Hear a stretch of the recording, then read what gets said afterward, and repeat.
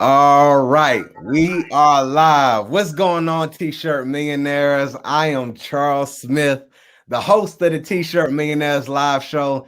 And today, I got such a special guest with us today. She is a member of the T-Shirt Millionaires Mastermind, but she is also an attorney. And this is going to be one of the best conversations that we've had on this show. So many people reach out to me and they ask me, Charles, when should I copyright? When should I do a trademark? What is the difference between the two? If somebody steals my stuff, how can I protect it, right? All these questions keep swirling around in the t-shirt space, and it's understandable. But today I have on Angelica McDonald. Like I said, she's a member of our mastermind. She is an intellectual property attorney, and we're going to have a great talk about this to really help us uncover some of these thoughts and theories that are swirling around in our industry to figure out how we can protect our creative ideas. So I'm super excited about this. I know that this is something that y'all have been waiting for, and we really look forward to diving into this conversation. So as always, I'm gonna hit this intro video and we'll be right back to have a conversation with Angelica.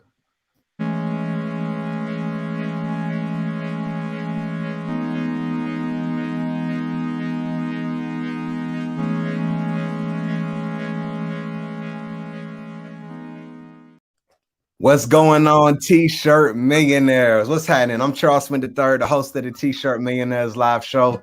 And today we have Angelica McDonald. How you doing today, Angelica? How you doing? I appreciate you being here. I'm good. I'm doing amazing, actually. Amazing. Well, we've been talking already before the interview, but I'm extremely excited that you're here. I know that this is going to be so valuable, and I just appreciate you sharing your time, your resources, your knowledge with us to help us just gain some clarity around this whole legal thing. So first off, let's just go ahead and start here. Who are you? Who is Angelica? And what do you do, Angelica? Well, I'm a Black girl from North Carolina. Yeah, there we go. There we go.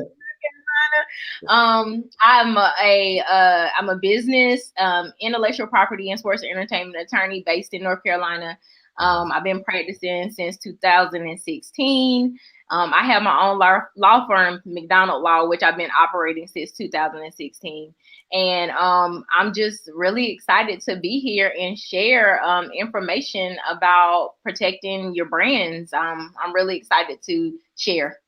Absolutely. Well, no, I appreciate that. And yeah, this is going to be good. So I want to start here. I like always to kind of like go from the origin of people's stories. So, there's plenty of career paths that you could have chosen, but why law? What about law just kind of drew you in and be like, this is what I want to do. I want to practice law in my career.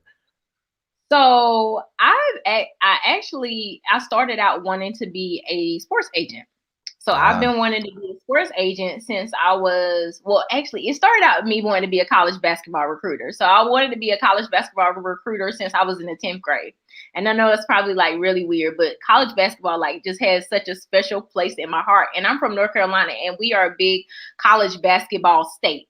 So that was something that was really important to me. I've been playing sports since I was a young child, and I have a lot of athletes in my family. My mama was like an all-state track star. My dad was a big baseball player here. So it's just kind of like in my blood. Sports is in my blood. So then it transitioned into me wanting to be a sports agent. And I actually decided to go to law school. After I was encouraged by a guy that I was dating in college, but he was like, you should go to law school. And I was like, really? I never thought about that. So ever since then, I've been on the path to becoming a sports entertainment attorney. And, of course, I didn't get a job in that industry coming out of law school. So it's like I've kind of had to make my own way. So that's it. I'm getting there now. Cool. No, so that's dope. And yeah, we got people down here that's saying Carolina's in the house. We got balling on there. So I think that's dope. So I guess from there, how did the intellectual property and the copyright and stuff, how did that come into play? Or was that a part of kind of what you were doing prior or when you first started? So I've based because of my experiences, I've had a lot of internships. Like I interned with BET when I was in undergrad. I interned with a sports agent in Charlotte. After my first year in law school, and as I continued to learn more about the business, I realized that was something that every athlete should be thinking about, like their brand, their name, the ways that they can use that as an asset to continue to not only promote themselves, but have longevity. I mean, anybody that, sees any type of business, a lot of the businesses, they own trademarks. You see that little R next to their name, Yeah. So I realized that in the scope of everything of having your own business, being a business, there are certain things that you need to do to protect yourself. So it made sense to me to start incorporating that service within my own practice, because I can give them business advice, but I can't help them protect their business. So it just made sense to me to start offering that, and to also start speaking to people about it, because a lot of people don't know. But you know what? Like trademark, intellectual property is like kind of now a hot thing. People are really starting to learn more about it, but there are a lot of misconceptions. There are a lot of different things that just people don't really know about. So I'm always trying to make sure that people understand how they can protect themselves and why they need to protect themselves. Absolutely. No, I think that's extremely powerful. And that's cool to see that, okay, there could be these athletes out there that have such this earning potential. They're building up a brand name through the sport, but, maybe not being protected as far as their ideas or whatever it is in business ventures, right? And so you offer that to them to help give them that extra layer of protection. And I love what you said as well, longevity. All right. So I think that's amazing. So I also know you have a t-shirt brand. You sell t-shirts, and that's why I think that it's very unique, and I'm happy to have you on, because you have the law piece, but you have the t-shirt side. Tell us about like t-shirts and how you got into that, and what you created. So my line sister and I'm a Delta. Ooh. Yeah. Shout out to all the Deltas. Hey, we probably got some up in here somewhere. My line sister and I actually, back when I was in law school, we wanted to do like a Greek apparel line, and we realized that it cost so much money to get the licensing and stuff, like to add the sororities and fraternities logos, and that's another IP thing onto our product. So it was like kind of like a dream deferred. And then in 2017, our alma mater, UNC Charlotte, that's where we went to college. We decided that we wanted to offer like a homecoming shirt. So our school didn't have a football team up until 2013, right? So of course, like football homecomings is way different than a basketball homecoming, So of course, football homecomings were, tailgating and partying and having a good time, but nobody was offering anything to wear for this event, right? So we were like, you know what? Why don't we know a lot of people were really popular at the school? Why don't we offer like a homecoming shirt? So that actually was the start of Black Element. And we've been going ever since. We still sell apparel for homecoming for our alma mater, but we also branched out about 2 years ago to selling more Black inspired apparel. So, it's been evolving. It's been quite a journey. And that's actually how I got connected with you, because I was like, we need help. Absolutely. No, I love that. I love that. And yeah, I know your whole story, and how you shifted and transitioned, and I think that's really dope. And even when I did the cartoon for the interview episode, that shirt was yours. What is that? Yeah, I'm the attorney. Yeah, I'm the attorney. I love it. We came up with that idea last year. And there's like different titles. You can actually customize the title up to about, I think it's 15 characters. And it kind of was like, I'm a Black female attorney. My line sister, my business partner, she's in almost next month will be finishing with her PhD. So we are in industries that African American women, African Americans are disproportionately represented in. And we felt like that was also a big reason why we decided to branch off to doing Black inspired apparel, because we realized we were in a very interesting, unique space, and we really had something to say, and we wanted to do that through our apparel. So that's why I like I'm an attorney, because it's many, I've gone to a lot of different counties, and I will walk in the courthouse and they would think that I'm the defendant or the secretary or whatever. Wow. You know what I'm saying? So it's, it kind of got to a point where I was like, yeah, I'm the attorney. I'm the attorney. I can rock with that. I like that message. Yeah. That's the vibe. That was the idea behind the shirt. So yeah.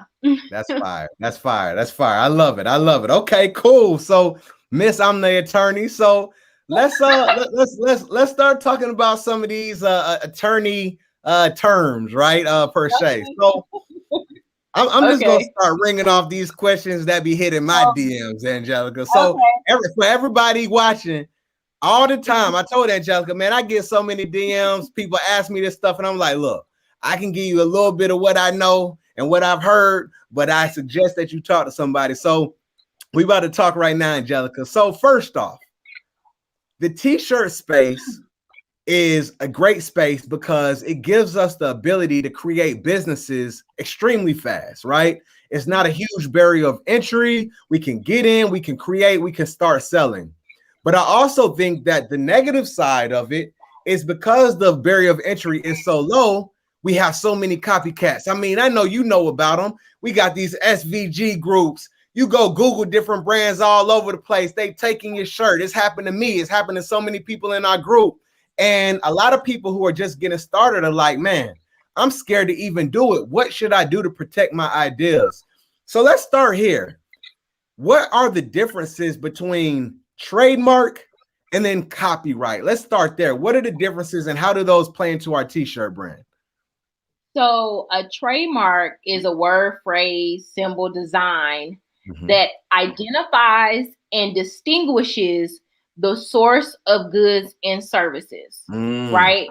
So whenever you see the check mark on a t-shirt, you instantly know that's Nike. You instantly know it's nobody else, right? You don't think it's somebody else whenever you see a check mark. Right. So that is the whole point of a trademark. It operates as being able to identify and establish that is your mark, that is your brand, and allows you to be separate from somebody else. Because a big part of what happens is whenever marks are being decided, if registration can happen, is that you see whether in like the thought process behind whether a customer is going to get confused if they see your mark and they think it's somebody else's. So you really want to make sure that you have something that will identify and distinguish your goods and services, that you are the one that's offering those goods and services from somebody else. Wow. That's amazing. I think that's amazing. So it's something that makes it distinguished, right? It's an identifier. Like you said, the Nike check, right? So it won't get confused with anybody else's. Now, that is a trademark. Now, what about copyright? How does the copyright work? What's that all about? Well, a copyright is basically a creative work fixed in a tangible medium. So whenever you think, I always give the idea of a poem. If you decide to write a poem, it does not, it's a creative work, but it does not become a copyright until you write it down, until you type it out, until you put it on something that is very permanent. Think about a song. Whenever you record that song, that is fixed in a tangible medium. Heck, even the lyrics. Whenever you write down the lyrics, you are technically copywriting something. Wow. So that's like the difference. That's the difference between a trademark, which distinguishes your mark from somebody else's, and then a actual copyright, which is something where you're being it has a creative aspect to it, and then you're fixing it into something that makes it permanent. I see. Okay, sounds good. So creative, tangible medium, when we write it down, that becomes a copyright. So let's talk about this, because this is a question that I've gotten before, and this is things that I've heard, and we're going to confirm it. So you talked about once you write that poem down, it becomes copywritten. Now, what is the difference of me writing it down and saying that it's mine and it's copywritten versus going and filing for a copyright and saying, okay, this is mine? So even maybe this shirt, right? Maybe I got this shirt, I got this whole design. Hold on, let me move this out of the way. I got this design. This is my guy, Justin T-Shirt Millionaires. I got that Art of Man on today. But Justin has this Art of Man and he has this design. He's created it, but does he need to go copyright? What's the difference between the two? So perfect example. So you see, you have like the design on there. It looks very creative, you know. Right. So when I think about designs, any like a logo, like anything that is creative that you actually design to put on a shirt, right? Right. But then I see that Art of Man on there as well. Right. So the Art of Man would be something that he potentially would trademark, because that is technically his brand. That is his that is a word that is associated with his brand, or words that are associated with his brand, but that design is a creative work. So that is something that he would want to have copywritten. And the reason why you get registration for on both sides, whether it's a trademark registration or a copyright registration, is because it makes it difficult for you to say that I own this or this belongs to me, but you have no paperwork to back it up. Now, granted, you can say, like, you can have documents, you can have dates, you know, that's fine. But it doesn't give you as much full protection and give you as many rights as you should have unless you actually file a registration, because actually you can't file a lawsuit against somebody unless you have a federal registration. You know, you can't say, oh, this, because actually the first prong in establishing that you know this somebody infringed on your brand is to actually show that you have a registration.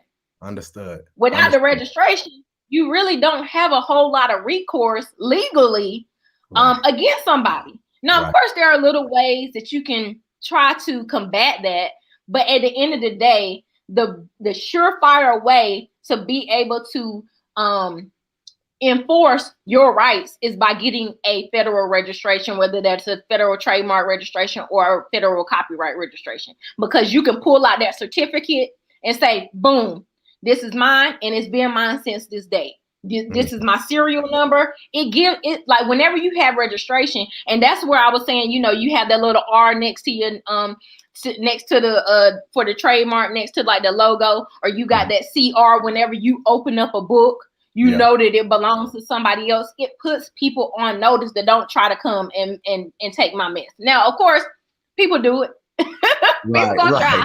Right. But at least you have at least that first prong, that first requirement met in order for you to enforce your rights.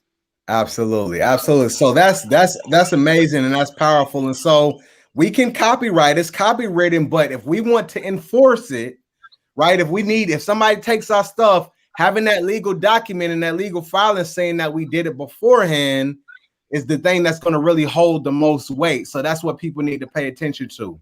Now, we talked about like creative design, right? So Art of Man, we got, this could be a trademark, but maybe this part of this, you know, how if it was designed uniquely, that would be a copyright. Does copyright, what about, I saw someone on here, they asked, what about slogans? Can you copyright a slogan at all, or what does that fall into?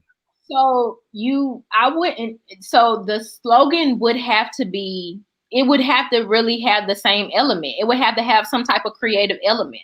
So if you had a slogan, but it was some type of design, had some type of real design elements to it, that would be the only way for you to copyright it. But you can trademark it.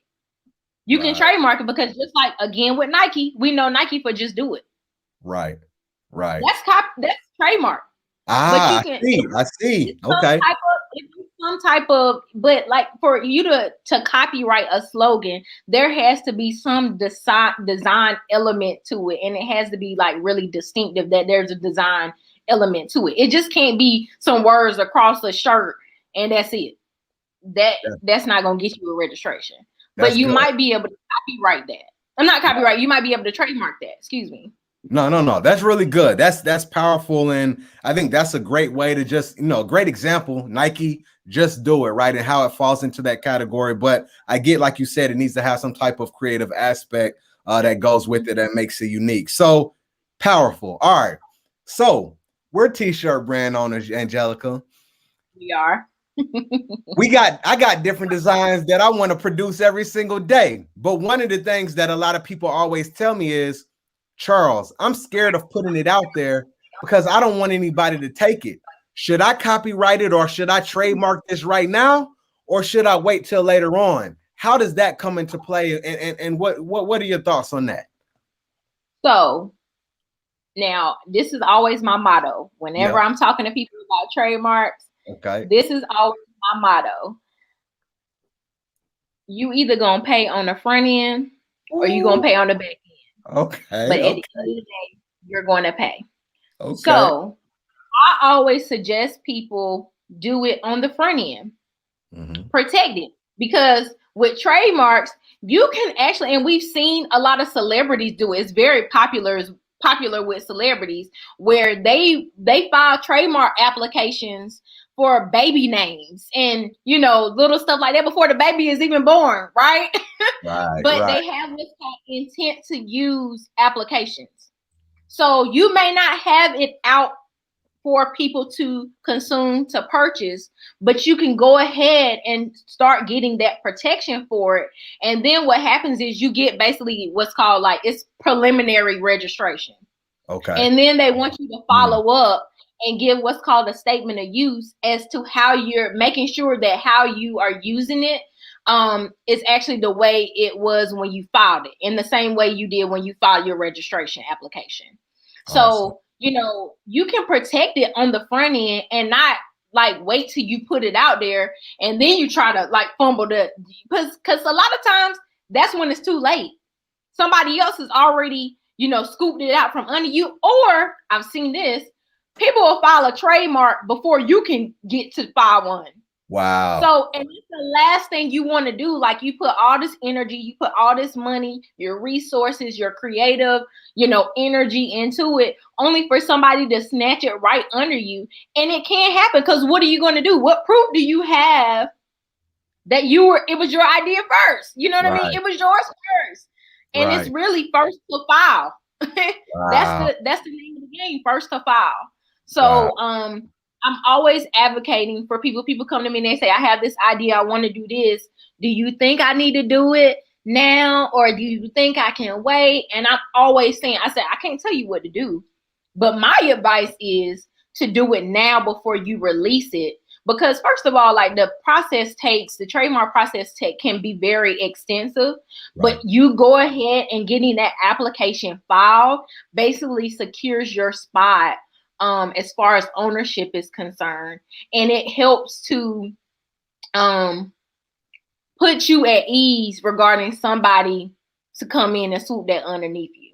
Absolutely. And people do it all the time. Yeah. And it's very disheartening because I've seen people that really work hard to build brands and somebody just take it that so quickly. Right. Yeah. No, I think that's extremely powerful. And so you talked about you're going to pay on the front end, you're going to pay the back end. But what I'm really hearing is doing it up front gives you that peace of mind. Khalid King just said, shouldn't you be sure it's going to sell before you go through all of this? But I think what Angelica just told us, right, is regardless of if it's going to sell or not, if you feel good about your brand, that's something that you probably should do up front before you even figure it out. Because if it does well and somebody files before you, you can't do nothing about it, right? Does that sound correct, Angelica? It's very little. I mean, you can now. I will say that whenever you start using a trademark, you do have what's called common law rights. Okay. So it's basically the same way, like when you copyright something, you do have some type of ownership, but it's not as strong and not as wide of a net of ownership as it would be if you were to have that federal registration, which is nationwide.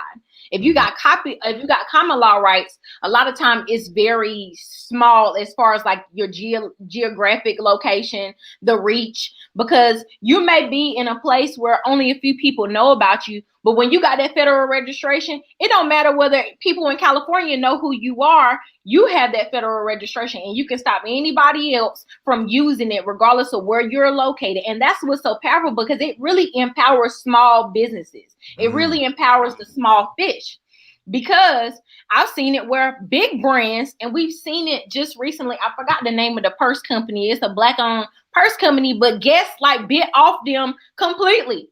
Right. Bit off their design completely. And because of all the backlash that they got on social media about it, they pulled it from the stores. Wow. You know what I'm saying? Yeah. But because you're such a small fish, it gives you that protection that these big brands have been utilizing for years. Wow. So, I'm just like, it really gives us an opportunity to be able to have that type of leverage and protection that these big brands spend so much money trying to acquire. Right. No, I think that's really, really powerful. And thank you for that, Angelica. This is so good. I love this. I love it. So, all right. So with that being said, Angelica, I think we kind of, you mentioned it before, even with the Nike example, we have, brands, right? And sometimes, we have like the specific brand name. All right. But then we also have a logo, right? That could possibly be trademarked as well. So when people are first starting, they're thinking about going through this process, what do you recommend as far as them trademarking the name? Or does the name cover the logo? Or how does that all work when you think about the logo and the name? Or do you have to get separate? How does that work? They are separate marks. So name would be considered a word mark, and the logo would be considered a design mark. Word mark and design mark. Those are two different applications. And just think about it, like not all the time, like when you look at a Nike shirt, whether like sometimes it doesn't have the check on it. It may just have Nike on it. You know what I'm saying? So, they are completely separate marks, and the way you use them is at your own disposal, of course, but you want to have both of them protected. A lot of times I like if my client's budget is tight, I go for the word mark first. Yeah. Because of the sound, and you can't say a logo, if that makes sense. Yeah. A logo, but you can communicate a brand name. So if it's available, I would always advocate to do the word mark first. And then we trademark the design mark. But if you can do it together, then do it together as well. Understood. Okay. All right. No, that makes perfect sense. So we should consider doing both. Now, this is another question that has come in a lot, and I've heard different things. So when people start a business, so they're brainstorming, they're trying to figure out what their brand should be. I've heard sometimes where people say you should create like a brand name that doesn't really maybe explain the industry that you're in, right? It should be maybe something totally different. So I'm trying to think off the top of my head if there's like I don't know, like Nikon camera, right? Nikon camera is just totally different. It has nothing to do with cameras. Let's talk to me about that when people are coming up with brand names, what they should be thinking about. So you want a brand name that is what we call inherently distinctive, which means that it lacks descriptive wording. So because the USPTO, which is the United States Patent and Trademark Office, they don't want things that are descriptive. They don't want to trademark or give you registration for things that are descriptive. Now, there is a possibility to have a descriptive mark, but it's not going, like, you have to basically disclaim the descriptive term, which means you have no ownership to that term, but as the full mark, you have ownership for the mark. So there is some ways around it, but I'll like whenever you see it, you're like, no, that's descriptive. And sometimes like words become generic, they become descriptive. Like for instance, wings. Wingstop. Wingstop has a trademark, but there's a lot of wing stuff out there. You know what I'm saying? So the word is a little diluted, but you're able to still kind of weather through that and get trademark registration for that complete mark, even though you don't have ownership to particular words. I always recommend having something that is distinctive, something that does not suggest what you're actually like, what the mark, what kind of good or service that is associated with. For instance, I like to think of Exxon. Yeah. It doesn't even match with anything. Yeah. At all. Yeah. Apple. It's not a fruit stand. It's a technology company. You see what I'm saying? Yeah. You want things that are not going to really direct people to a particular thought. You want something that when they think of it's a unique idea. It's a unique thought. It's a unique brand. So you want to stay away from merely descriptive terms, because that's probably like one of the easiest ways to get a trademark refusal or registration refusal for a registration for a brand name or a trademark that you're trying to get registered.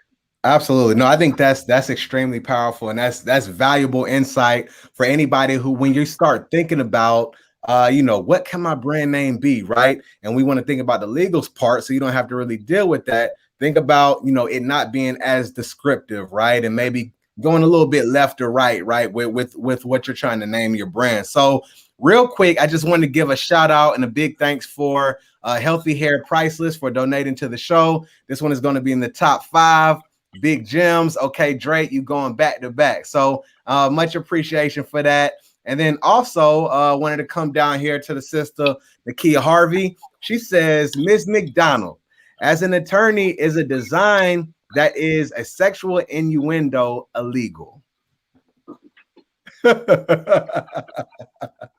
What's going on here? Do we need more description, Ms. McDonald? What's going on? Hold on. Actually, let me plug in my laptop, because my laptop is about to go. We good. So look, y'all, this is I'm so happy. I'm so thankful of Angelica for sharing this, because all across the board, I'm like sitting here learning so much, and I got a whole thing of notes. But yeah, you back? You good? Yeah, I'm good. All right, cool. I wouldn't say it's illegal, but I don't know whether you'd be able to get registration for it. I see. But actually, it just depends, because you might have a sexual innuendo, and it may have absolutely nothing to do with sex. That descriptive thing, right? A product associated with sex. It might be counseling. You know what I mean? It might be. Who knows? Like, it might be something that has absolutely nothing to do with what kind of product or good. I mean, a product or service that you're offering. So it's really, it depends, honestly. And I think that's like a lawyer term. We always say, like, people give us scenarios and they're like, it depends. Right. It just honestly depends on what it is.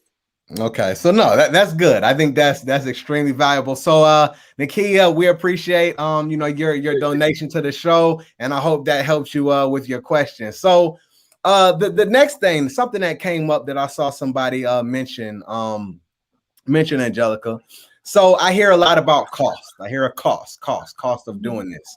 And somebody mentioned a little bit earlier, they said, if I have a whole bunch of designs, it's going to be expensive for copyright.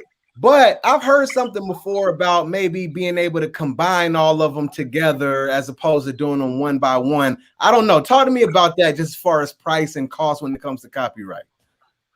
So the application, now understand that each application is for each class of goods or services, and there is 45 different class of goods or services. So say for instance, you want to trademark something that's for apparel, but then you also want to trademark something for like hats or mugs or whatever. Those are completely different classes. Right.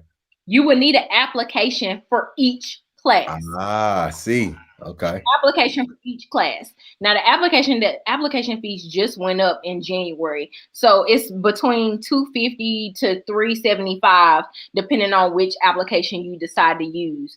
But I would always suggest to start with your brand, your bread and butter. Start with your name, logo. If you're going to have like a signature slogan, start with those things, because we can have a million designs or a million slogans or whatever the case may be. Yeah. But are you really going to have the efforts and the means and the time to police and monitor all of that? Yeah. You know, again, I can go to a Nike shirt that I have at home. It says "Born to Be Wild" on it. Well, Nike didn't try to go and trademark that, right? But better believe the check is on it, and it has, you know, the little registration mark on it. So it's just like, you gotta, if you are tight on cash, just stick to the basics. Stick to the basics, and if it's something that's going to be a signature design or something signature specifically for your brand, then think about that. But like little anything that you can throw on a shirt, people throw anything on a shirt nowadays. You don't always need to trademark that. Right. You don't always need to trademark that stuff, because at the end of the day, you want to make sure that when people see that shirt, that people are going to be able to identify that you are the source for that shirt. Ah, I see. You can't do that when you have all of this stuff all over the place, and you got this and you got that, and people get confused and they're like, wait a minute, I thought this, I thought that. And not that brands don't go through revamping over years. They don't always look the same. But heck, even Pizza Hut, they went back to one of their logos from the 90s. Right. You know what I mean? But they had that protection, you know, back then, that it was theirs to go back and revert. You see what I'm saying? So you don't always need to trademark everything, but you want to trademark things that people are going to be able to identify with your brand. Those are the most important things. Those are I think about Black by popular demand. She has like all of her stuff trademarked, the words, her different designs, aesthetic, but she has so many different designs that she offers. But not everything, I'm sure not everything is trademarked, because it just doesn't call for that. And it's not practical, because at the end of the day, like I was saying, if you're not going to police it, if you're not going to enforce your rights, even when you get that registration, it's kind of pointless for you to even have it to begin with. Because if you're not going to try to stop people from using it, then why do you have it in the first place? You know what I mean? Like, you really, because people think, oh, the big things to get their stuff registered, right? That's the big thing. Let me get this registered. Let me get this trademark or whatever. But what about when you get that registration? And then people come behind you and they utilize your mark and you say nothing. You dilute your brand. You can very well tarnish your brand. And again, Nike is the company of the day, because just like what happened with this little Nas X fiasco. Right, I just saw that. You know, the crazy thing is, I thought it was Nike. I won't necessarily say I was paying close attention. But on the face, when I was hearing about he had a partnership with his and the shoe design and all this other stuff, I thought it was Nike. But then literally the next day, Nike files a lawsuit and is like, nah, that ain't us, B. That ain't us. Right. You know what I'm saying? And that's the point. They got on it. They did not let it go by too many days. They were on it, and they was like, no. You need to stop infringing on our brand. You are diluting our product. We did not do this. We're not associated with this. We didn't put out satanic shoes, Air Maxes. Yeah. Like, they didn't want no parts of it. And it's crazy because people were like, well, this company has been offering other shoes, Nike shoes, but they're like Jesus shoes or something like that. I don't know. This is like a customizing shoe company, and they've done it before, but also they've done it before, but they never associated with the devil. Like, they never associated with Satan. Yeah. And it got so much public backlash because people were talking about boycotting buying Nikes. You know what I'm saying? Like, people, and I even thought, well, I was like, now I don't know about boycotting, but this is some crazy stuff. You know what I'm saying? Like, Nike, they doing a little bit too much, only to find out it really wasn't them. So they were on it when it comes to policing, because they built such a strong brand. They built so much goodwill with their audience that they didn't want anybody for a second to think that was their brand, and they were associated with that type of image. Absolutely. So that's, just make sure, like, if you're gonna go and get your registration, cool, but make sure you're doing something about it. Make sure you have people monitoring it. I know we in the group all the time, we have people who say, y'all, look, you see this website that stole my design and this, that, and the third, and it's crazy because of the access with social media, because, like you said, the barrier to entry is low. It really makes it easy for people to copy and to really infringe on what you work so hard for. But you got to make sure you do something about it. You can't be so busy in your business that you're not protecting and not advocating for yourself.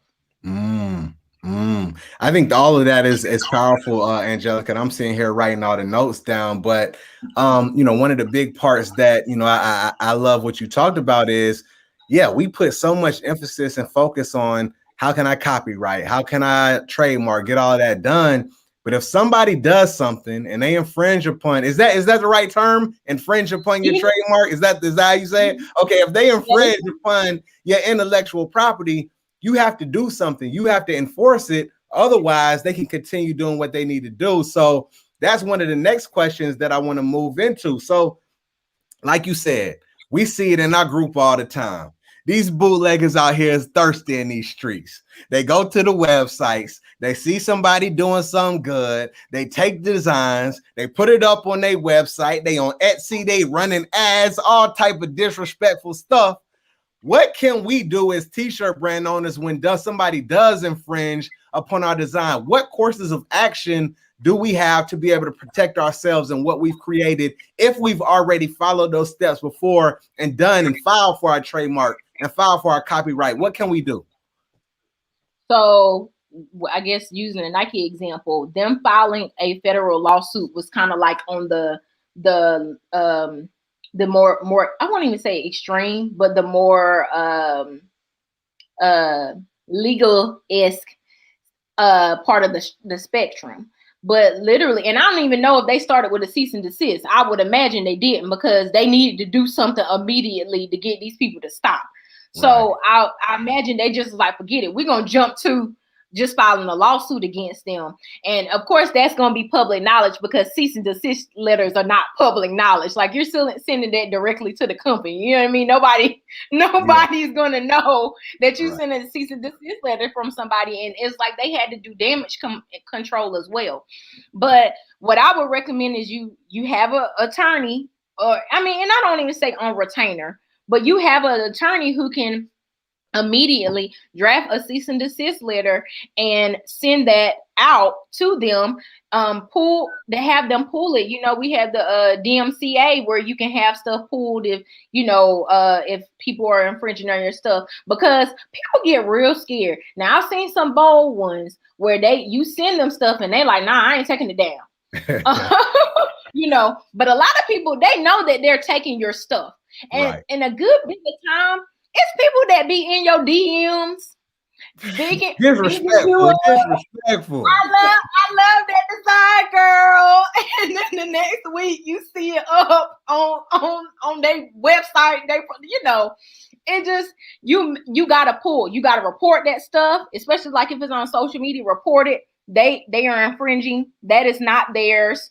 You need to make sure you get somebody to send some type of legal document, because people get real scary when legal documents from attorneys come. Right. And sometimes you have to but some people actually, you may have to go back and forth, because the other people may have their own attorney on standby, and you're gonna have to go back and forth about it. You know what I'm saying? And then if we got to go back and forth about it, we might have to file some type of lawsuit. You know what I'm saying?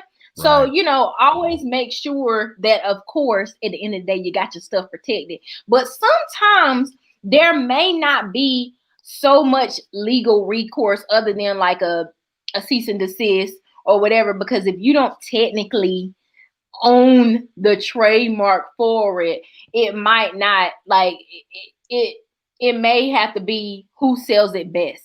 Who has the bigger audience? Because think about it, I'm sure that Nike, this whole company that customizes and stuff, Nike probably was like, they're small fish, whatever. Is it really gonna make a difference? Because people, I even think about these masks. The mask has become big, and people selling masks on the street, right? And I see Louis Vuitton, Gucci, Nike all over that, and I'm just thinking to myself, you are infringing on somebody else's stuff, but Nike ain't on the street policing it either. You see what I'm saying? Right. So it's just kind of like you may have to pick and choose your battles as to what you decide. If it's a design that it might be a design that hits, and you're like, okay, this is my design. Like, we have an I Am Black History shirt. I can't tell you how many I Am Black Histories that I've seen out and about, whatever. You know what I mean? Like, some stuff really isn't worth the headache. But you do have some type of recourse as far as like cease and desist letters are concerned. The DMCA takedown provisions and stuff like that. So, but make sure that you actually were the first one to put it out. Because wouldn't that be fish if they was really the first ones to put it out? You know what I mean? And then you infringed on mine. They're like, hey, actually, technically, no, I was the first. You know what I'm saying? You just didn't know. So you know what I mean? Like, you got to be pretty sure that it was you that was really the originator. Exactly. No, I can understand that. We don't want to be like, oh, you took my stuff, and they be like, no, I locked it down already, home. So I totally get that. I recognize it. So that's valuable, right? So those are some things that we can possibly do. Have a lawyer that is on call. You know what I'm saying? Maybe on retainer, right? I heard you mention this DMCA thing, and I didn't know anything about DMCA until somebody tried to walk off with my brand probably about a month ago, something like that. And so I reached out to Shopify. They had a DMCA. I reached out to the hosting company. They had some little form. But is this like on everybody's? I don't know. It's like, what websites have this DMCA thing where we can kind of report people who have stolen from us? Social media platforms? How does that work out? So it's literally like a penalty system that is against people. Like, it's about people who infringe on people's copyrights. So it's really become, at least as far as as me dealing with them or seeing it in practice, of like YouTube videos. Like, people can flag YouTube videos for copyright, like infringement, especially when you don't get permission to put people's stuff up on, on certain platforms. So, really, it's been in effect for since like the late 90s, but it really calls for you to be able to have some type of recourse to take things down off of websites when it has been shown that you are infringing like on somebody else's mark. Really good. So it's just like it's actual like legislation that was put in place by it's a copyright act. It's the Digital Media Copyright Act. So it's really specifically for the digital age, as far as, because websites and the internet really didn't even get popular. People always talk about Al Gore's internet.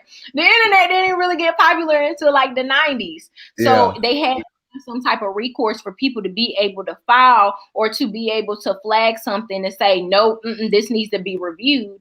And I did it a lot when I was interning at BET when I was in undergrad, and this was in 2007. You know, I would flag things. I remember they had when the BET Awards was out, and people will post like the videos of the BET Awards, and the BET logo would be in the shot. Well, no, you didn't have clearance to use our logo. First of all, you didn't have clearance to record our show, but also put the logo in a YouTube video. So I spent days just clicking, flagging. You know what I'm saying? So it allows people, and if you get enough flags, they actually shut your account down. Wow. You know, so it's just another method of people being able to flag things from a copyright perspective, not a trademark perspective, but a copyright perspective. Absolutely. No, I love that. And so for everybody, you know, pay attention to that. If you didn't watch my video of the whole experience and fiasco I had, I ended up using one of those DMCA forms. I used it on HostGator. I used it on Shopify. I saw that they have something on Facebook. I think even on Instagram, something you can fill out, just like Angelica talked about, even YouTube, where you could kind of take some initial action at first and start flagging it and reporting it and see how things turn out for you there. Now, Angelica, so for the people who take these designs and they steal and they use all this stuff, what are the type of penalties that you've seen people get when they've done this type of infringement? Well, you only can get, you know, I guess recourse or civil recourse when you actually have a federal registration, right? Yeah. So that, I mean, it can be up to, it can range from, okay, they infringed on my stuff, so I lost this amount in sales between this amount of time and this amount of time, and they owe me some money. But a lot of times it's really like it's a case by case basis, and it's up to, you know, a judge and to decide. But it also depends on like the type of effect that they had, what kind of tarnishment on your brand that it had. You know, it depends. That's the question. You could have recourse for like lost sales that you had, especially if you, and mind you have to be able to prove this stuff. Like it can't just be something up in the air that you're wondering, like you're speculating, oh no, I lost this amount of sales between this amount. No. You actually have to be able to prove, like, okay, from this amount, from this period to this period, this is actually how much we normally make, even before we found out they were infringing, and be able to put pen to paper and be able to provide that evidence to say, like, it's even like kind of like personal injury, where like if you get in a car accident, you miss work, and you got to be able to say, well, this is the amount of hours that I normally work, and you provide that to them so that they can provide you those lost wages. So it's lost revenue is a recourse that you can have, and then even just fines because they actually infringed to begin with. But it has to be proved that it was willful. Right. Willfulness plays into that as well. Well, did they accidentally do it, or did they really know what they were doing? So that plays into it as well, as far as the dollar amount that you can get back from any type of damages or injury that you incur because of somebody infringing on your brand. Understood. No, it makes perfect sense. And so do these trademarks and copyrights, do they last for a specific period of time, or do they expire at some point in time? You have to renew it. So for the first basically 10 years, you have to renew twice. So you renew the first time between year 5 and 6, and then the next time you renew is from between year 9 and 10, and then after that you renew every 10 years. Cool. So you got whenever you renew, you still have to like show evidence that you're still using it in that way that you originally were registered for. So you can't completely abandon it and then think that you get to continue to keep registration, because there might be people behind you that are trying to get registration. You holding them up, and you're not even utilizing. It's a lot of brands that start out, they get trademark registration, and then they just completely abandon the brand. They're not using it no more. They ain't got a working phone. They ain't got a working website. And a lot of times you can I've seen it where people can appeal to cancel marks because of the lack of use. Oh, wow. Yeah, you can have somebody's mark canceled because they're not using it, you know. And it might be very well holding up your own registration. Right. No, So that's powerful. I didn't know that you can do that. So if there's somebody who might have had it, but they're not doing anything with it, you can possibly go through a process to cancel that out to push yours through. So I think that's gold right there. I had no idea that you could even do that. So couple more questions for you, Angelica. We got a couple people in the audience, and I think I know the answer to this, but if you have several brands under one company, or how can I protect 3 different brands under one company? So I'm guessing in this scenario, maybe it's maybe you have a legal entity, and then maybe you have like 3 different brands. Is that 3 different applications? So if you had, so yes, it's an application per mark.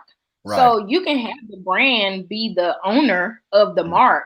Right. And actually, I encourage that, because from a legal perspective, when you have an entity, there comes certain protections with that, liability protections. Right. And you, just in case somebody tries to file a lawsuit against you, you would actually, if the business is the owner, there is a lot that one would have to do to be able, we call it pierce the corporate veil, where they are able to pierce to say, no, I need to get to you and you need to be personally liable. But whenever it's a company that owns the brand, if somebody tries to file a lawsuit against you legally, they can't touch your assets that's in your brand that belongs to your company. Right. You can't do that.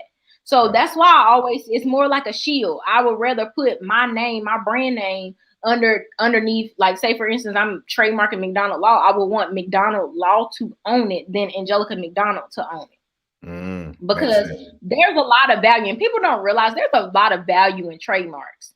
A lot, especially if you can when it comes to leveraging and dollar like figures and portfolios and stuff like that, there can be a lot of money or value, and the marks can be worth a lot of money, and people will do any and everything to try to get to that. So you want to make sure you have the biggest shield around it of protection, and you don't want your personal assets to mingle with your business assets. But you can always put how many ever brands you want underneath one company. Do I always recommend that? It depends. Because there's some tax liability as well. There's some tax implications for that. And I know people who have parent companies, and then they have like a overarching parent company, and then they have multiple brands underneath the parent company. So the parent company owns all of the brands, but each mark may be owned separately by each entity, not necessarily the parent company. Absolutely. So that's valuable. That's extremely. I'm always recommending people establish a entity. I don't mean being a sole proprietor and you ain't got no time. And people think, oh, do I just go register locally? No. You do not register locally. You register with your state Secretary of State. Exactly. Okay. No, that's perfect. So how do you help people, Angelica, people who are looking to go through this process? Because you have some out there who might want to, try to do it on their own, and then some want to hire an attorney. I'm always of the belief, like for myself, listen, maybe I could do some things myself, but for me to have the peace of mind that it's done right, I just want to hire a professional in that way. But how do you help people go through this whole process to file these trademarks and copyrights and protect their brand and their ideas? So literally the process is people reach out to me. I have them fill out an intake form. We actually talk about what they're doing now, but I also talk about what their vision is. Like, where do you want to go? Because sometimes you may be offering a product now, but in the future, say you got a barbecue company or something like that. Like, you may decide you want to just have the trademark registered for the barbecue company, but you may want to extend that to sauces.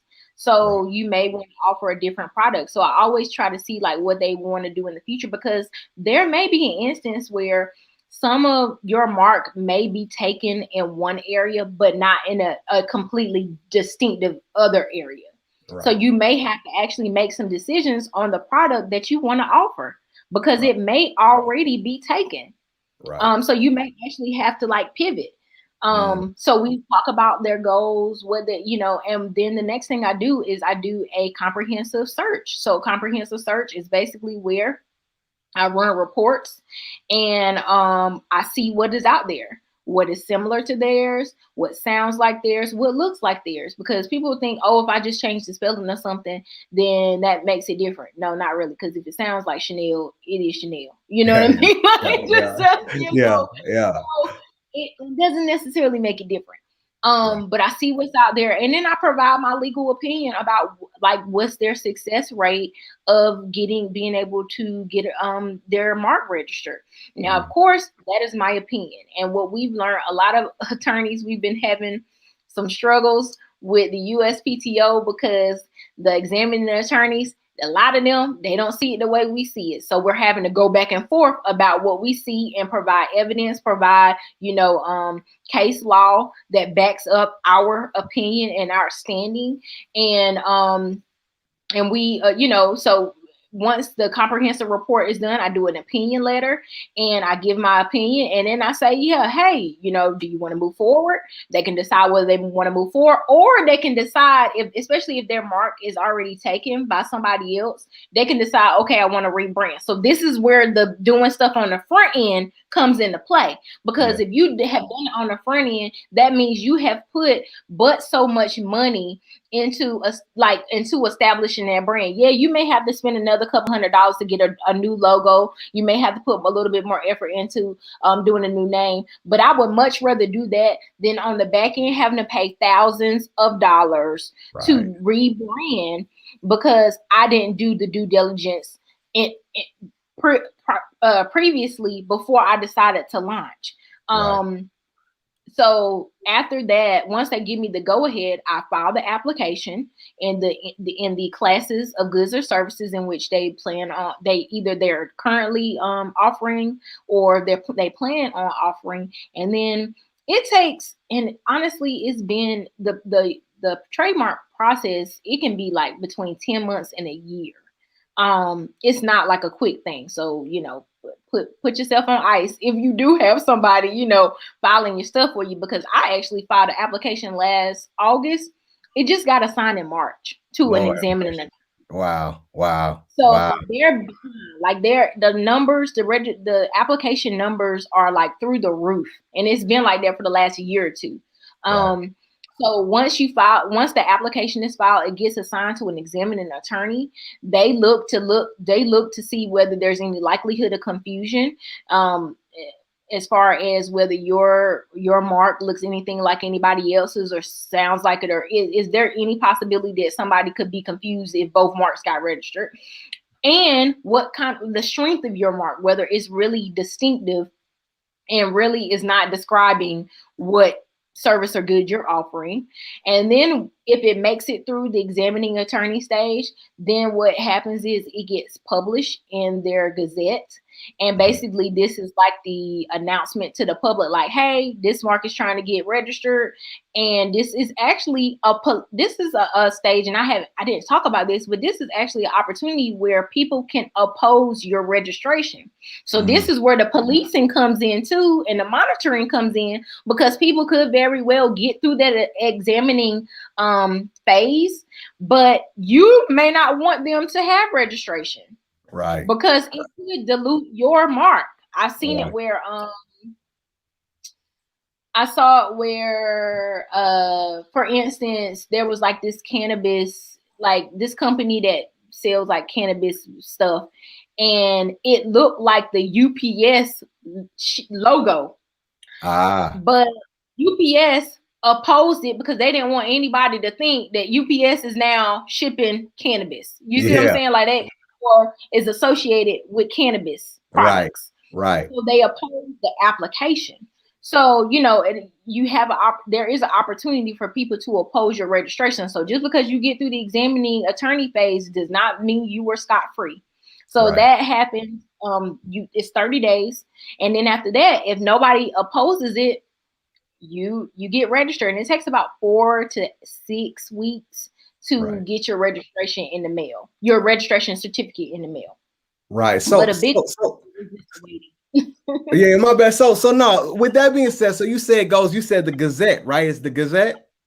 Mm-hmm. So once it gets published for opposition, are there like software or anything out there that'll let us know that certain things go through? Like, how would I know somebody, try to do something with my brand? Is there a way to look that up? So it's all applications are public record, FYI. Like, so you can go look up anybody's stuff. There is software out there. Now, I don't know, like, if it's like for the general public, just because I mean, I'm sure it's for the general public, but I don't know if the general public knows about this, like, monitoring software. But there is some out there like that offer trademark monitoring services. So you can always Google that. A lot of time, people, I know brands have like a trademark attorneys, whether it might be a small brand, for instance. Of course, like if it's a big brand, most likely they have like trademark attorneys that work in house that monitor that stuff.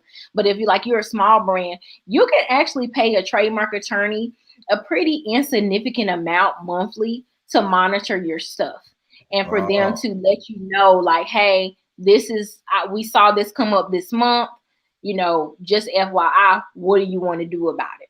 So you can, like, I would recommend outsourcing that stuff, because again, like you said, people are so concerned, like people are really into building their businesses and they get so focused and have that tunnel vision that they don't have time to do all that other ancillary stuff. So just like I hire a CPA to do my taxes because I don't have time to do that. I would say that if you're gonna like have your IP attorney, your trademark attorney file your application form, then just ask them, hey, what would it cost for you to monitor my mark once I get registration? How much a month would that be? And a lot of attorneys, it's very insignificant, because literally it's kind of like you're waiting and seeing what happens. Right. So, they don't necessarily charge so much for it, because it's not like they're doing much other than basically being available to offer that service. Absolutely. Okay. No, so that's powerful, and that makes a lot of sense. And y'all make sure y'all reach out to somebody. Maybe reach out to Angelica, right? Somebody might have some type of service, some type of thing where they can monitor you for you on a monthly basis to make sure that everything is in the clear for you. So last question I got for you, Angelica. Piece of Game keeps asking, can one trademark a copyright derivative? When should you trademark a copyright? What are you talking about? Those are two different things. I thought so too. I wasn't exactly sure. Somebody kept putting it on the comments, so I just wanted to get your thoughts on that. So two different things. Two different things. All right, we moving on. So last one. I want to make sure my guy, Mr. D Woods, gets his question answer for all the value that he adds to the show. And he put, this is our definition, guys. So whenever something comes up, he'll put the definition. But DBA first trademark. I know DBA is what, doing business as. So does that goes into the brand entity, right? But is there a different trademark in DBA? Is there some type of distinguishing factor there? With DBA, like that's doing business as. So you can say that I'm Angelica McDonald, but I can also have a DBA that says doing business as McDonald Law. You know what I mean? So a DBA, if it's a brand name, I mean, sure, because I'm assuming the owner is going to be the top arching entity that is established. So it's literally the whole purpose of a trademark is for people to be able to identify and distinguish the source of a good or service. Right. So if you are operating, because it really don't have anything to do with the entity. Right. It has, because people, I mean, like I said, like individuals can own a copyright or a trademark. It does not necessarily have to be a business entity. I just recommend it do so. But a DBA is more on the business entity side versus the trademark side. Now, if the name of that DBA is something that is associated with the brand, then sure. I mean, there's nothing wrong with trying to trademark the name of the DBA, if that is the very thing, the mark that you are associating with your goods or services. Right. Absolutely. Okay. Well, look, this was absolutely powerful, Angelica, and all the stuff that's coming in the comments. I could ask you questions for a whole nother 10 hours, but we're not going to do that. You know what I'm saying? You already gave us a whole bunch of juice. You gave us a whole bunch of game. You gave us a lot of stuff, right? We covered a lot of ground, and I thank you. I thank you for being willing to be open, to share your knowledge. You know so much about this that, you know, people who are t-shirt brand owners who don't exist in the legal space at all, we don't know this stuff. You know what I'm saying? And so it gave us a lot of clarity. And for those who still need clarity on certain things, we got things like Google, right? Google, but then also reach out to an intellectual property attorney, reach out to Angelica if you want to get a consultation to get clarity in some of these other areas to make sure that you have what you have is protected. So Angelica, where can people find you? I know that you might have something for them, but where can people find you? Talk to us about that. So you can find me, my personal page on Instagram is IAM_Angelica ESQ. My law firm's IG page is McDonald Law PLLC, and my website is mcdonaldlaw.legal. So there's plenty of contact information. But if you want to check me out, my IG is open. So come, follow me. Hey, you get to see my journey.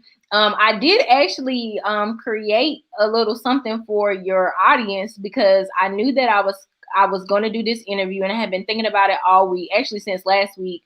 What could I provide for people who are really like ready to get serious about like protecting their stuff? Because a lot of people talk about it, but there's so much difference between people that talk about it and people that do it and really are in the position that they're ready like to do it. So I'm actually offering a business audit service where I can talk to people, figure out what they're doing in their business, what their goals are, and then I can let them know like, hey, I recommend you do this, this, this, and this. And I'm really like setting it up because and it's not even just about trademarks and copyrights, but like, do you have your business entity in place? Do you have contracts in place? Do you have this? Do you have that? Because there's just so much that people lack within their business. Like everybody's always ready to put out a product, but they don't have the means, and they don't have, and I won't even say money means. I mean like means as far as information is concerned. Sometimes people just really don't know what they don't know. And I won't say discriminate against them, but people got to start from somewhere, right? And sometimes people just maybe not be ready to go ahead and trademark. But if they know that they need to do it, then they may take that next step. So I'm offering that service for a special price. I haven't even announced it to the public. So your audience gets first dibs on my appointment. Like I have I dedicated one specific day that I will take these appointments on my calendar, just so that, and it's limited spots. So if you are interested in talking to me more, go over to my IG page. Again, my IG name is IAM_Angelica ANGELICA ESQ. And if you click my bio on my link, it will be like a little link tree, and you can actually click the link. It says click here for McDonald Law Business Audit. So if you're interested in that service, if you're interested in talking to me, if you're interested in just getting more perspective out of different things that you need within your business, let me know. I'm always happy to help. And I thank you for the opportunity, Charles. And look, let's talk about Black Element, because go ahead. But look, never underestimate a Black woman. Yeah. You can go to our website, shopblackelement.com. Follow us on IG, shopblackelement.com. And we just appreciate all the support. Our brand was one of the brands that really shot up during the pandemic, the beginning of the pandemic. And we were just like, where did this come from? Like it went from 0 to 100. So we are so appreciative of all the new followers, all the new supporters, all the new customers that we get every day. And, we appreciate people wearing our stuff. Absolutely. We got to plug them t-shirts in for sure. So I love it. I love it. So look, y'all make sure y'all go. I put the Angelica's information for her Instagram in the chat. Take that. Make sure y'all follow. Make sure y'all sign up for that audit, right? That's something that you can use. I think that's a great offer that she put out there for y'all. You're the first ones to know in this limited spot. So make sure y'all go ahead and lock that down. And I truly appreciate this, Angelica. This has been extremely valuable, something that people have been waiting on for so long. And I know everybody who is watching live got a lot of value from it, but we're going to have thousands that'll be watching it later on. And so you really blessed the community with this. So I appreciate it. All right. Always great to be a blessing. Always great to be a blessing. Absolutely. All right. We'll be in touch. All right. All right. See you later. All right. All right. And another one. Listen, man, I know that y'all listen. I don't care about anything else. I know that y'all had to find a whole bunch of value from this conversation that we had with Angelica. Man, we talked about the differences of copyright and trademark. We talked about what we can do if somebody takes our stuff. We talked about design marks and word marks, right? We talked about the different ways that those marks protect us. We talked about copyright, right? And how it's important to file that copyright, because if somebody does infringe upon it, we have paperwork to say that, hey, this is ours, right? We talked about being able to monitor your brand, right? So if somebody's out there and they're trying to file something and they try to put it through the system, there's ways to be able to monitor it. We talked about the time length of what it takes to go through the full process and get it, you know what I'm saying, trademark or published for opposition. All right. We know right now that maybe there's some backlog going on. She talked about how she filed maybe in August, and maybe recently it finally got, assigned to an attorney. So there's some delay and some lag there. But I think all of this was extremely valuable. I learned a lot. I hope that you pulled a lot of information from this, and make sure, like I always say, come back, listen, right? Repetition is the father of learning. Listen over and over again, get the information you need. But most importantly, if you want it done the right way, if you want to get it done faster, just hire a professional at the end of the day. And Angelica, she has a business audit service. You can go ahead and check out that business audit service. And if you don't follow her on Instagram, she is IM_Angelica ESQ. All right. So with that being said, T-Shirt Millionaires, we're going to sign off. I truly appreciate y'all. Make sure that you subscribe. Make sure you smash the like button, share it around, put it in the group. Anybody who you think can find value from this conversation, share it with them. And we're going to keep these interviews going and bringing the best people on this show to help you take things to the next level. So I'm going to go ahead and end it. As I always say, listen, as I always say, if you can see it in your mind's eye, one day you're going to be able to see it with your real eyes. Peace, man. I truly appreciate y'all. Thank y'all so much. Be blessed. I'll see you on the next episode.